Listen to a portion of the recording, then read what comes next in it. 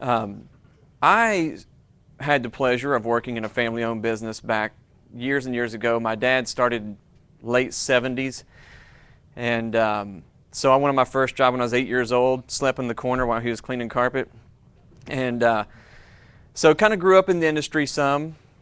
When I got out of high school, or was in high school, of course, old enough to drive, my brother and I have two brothers, we cleaned a lot of carpet for Dad. In '89, he sold the business.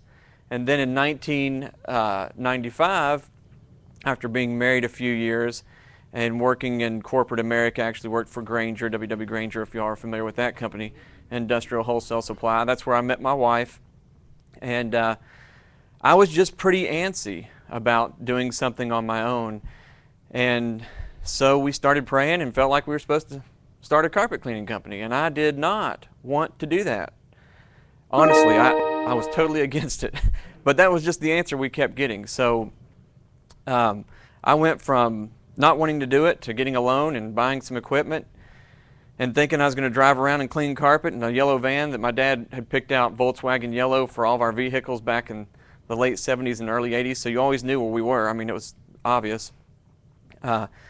So we went from doing that to partnering with another company called ProCare, which I purchased shortly after meeting the owner of that company. He had started ProCare in 1995 as a 5-year retirement project. He was in marketing and knew that there was an industry out there that was hurting a little bit, and he felt like he could help it. And so he started buying equipment in 1995 in Nashville, Tennessee, about the same time that Interlink came, or Bridgepoint Systems came to Nashville. And then in '99, I met Jim Kilpatrick, who started ProCare, and after getting to know him a little bit, he kind of sprung the question on, how would you like to buy my company too? That kind of scared me, but again, after praying for a while and spending time discussing it with people who knew a lot more than I did, we ended up buying it and going on. And then probably one of the best things ever to happen to me, I walked into Bridgepoint Systems. There was a little cassette tape there. It was Howard Partridge. I think this was 2000. Howard, or 99, October of 99 or something like that, or 2000. And it was, probably 15 or 30-minute presentation on cassette about what he was going to talk about when he came for a full day.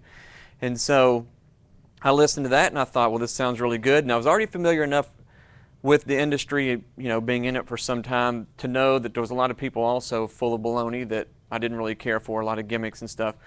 So I went, signed up for the class. I don't even know how much it was. And it was well worth it, whatever it was, Howard.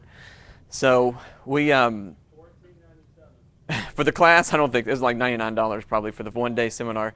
And there was probably 35 people in from the Middle Tennessee area there. And Howard basically said, we started at 8. He said at 4 o'clock, I want to share the most important thing that I'm going to share all day at 4 o'clock. And we're going to be done. So during that day, he talked about how he built his business, all the mistakes he made, how he can keep us from making all those mistakes. And sure enough, 3:55, he said, most important thing is not how many trucks you have, not how many employees you have, not how much money you're making. The most important thing in life is knowing God and serving your family. And I was hooked. I probably should have listened to the price first, but then he gave the price.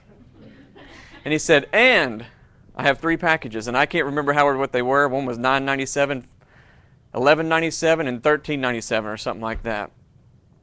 And I took the middle one. I said, I'll take it.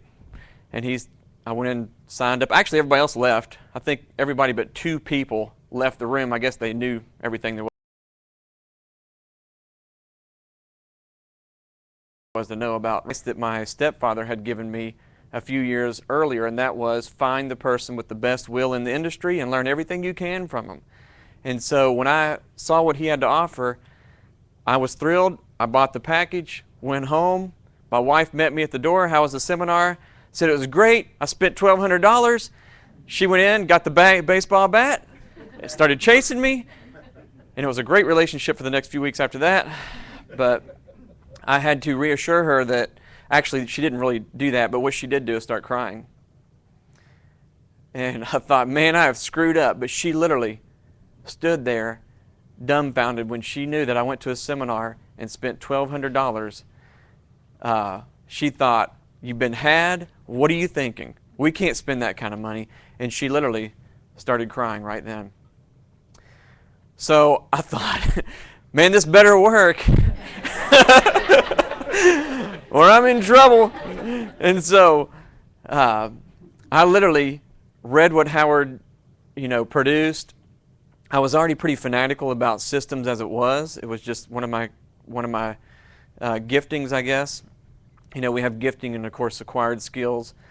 But through that, I basically had to acquire the skills to put all of it together and learn. And that's what I did night after night. I mean, I would stay up. We didn't have any kids yet, but we'd run a business, clean carpet, and then I would stay up till 11 o'clock at night typing policies and procedures and systems to get it all in place.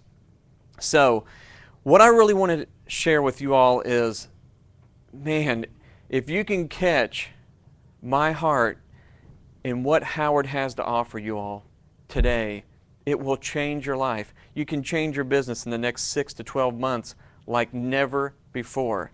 And what's interesting is, you see this right here, systematizing your strategies to execute management successfully. It is trademarked by Howard Partridge. He's given me permission to use that. This is my company. This is Howard's acronym. But the thing is, my point to that is, when somebody as successful as Howard is willing to give you, I don't know, it's not give you, you pay a price for it, but is going to give you his secrets, why wouldn't you take it and run? And so many of us, just like he said Dave DeBlander did, we buy the package and put it on the shelf. So what I'm going to do is I'm going to build today on what Howard talked about yesterday, a turnkey operation. And I'm going to tell you all how I implemented it. And then we're going to give you a solution on how to implement it yourself quickly. So we are going to dive in here, and this is let's see if I can work this controller here. One of my favorite new words, and some of this is going to be a repeat for only Kevin, who's on our staff. And by the way, well, I've mentioned his name. When I'm done speaking, ask Kevin. Say, Kevin, is he full of baloney? Is it the real deal? Ask him about what I'm talking about. It's important to know. A lot of people can get up here and just give you whatever, but I just want you to make sure that you talk to him too about what I'm telling you. So what I want to do is talk to you quickly about your company. Is it operating at maximum capacity? Systems determine capacity. Capacity is determining the quality of your life. Now, there's a very simple demonstration, and Santiago hid my props from me. I'm kidding. He did not. They're right here. But I saw this demonstration used for something else, but it's a great demonstration about capacity and systems. So these two styrofoam cups, I guess are 16 or 20 ounces, are going to represent this is going to represent Howard Partridge's company. And the reason I'm saying that is because most of us have been on tour to Howard's location. Am I correct? Who has not been to Howard's place? Okay. Well, next time, come early and go. So what we have is this cup. And let's just say it's 16 ounces, because it does say 16 on the side, by the way, now that I've looked at it. Can you put 17 ounces in here? Absolutely not. Can you put 2 ounces in here? Yes, you can. Now, let's just say you got your favorite beverage. We won't discuss what that is right now. But you have the opportunity to fill it up with 2 ounces, or, well, maybe 15 so you don't spill it. What are we going to do? We're going to fill it up with 15 ounces, of course, right? We're going to get the maximum enjoyment capacity out of it we can. So let's just take this and say this is our company, and I'm using mine as an example too. This is a company with all the systems in place, working at maximum capacity. Now, here comes another company, maybe it is yours. You don't have a van checkoff sheet, right? Your guys are leaving stuff behind. Well, guess what? Here's what happens. Ralph, I'm not going to hurt you.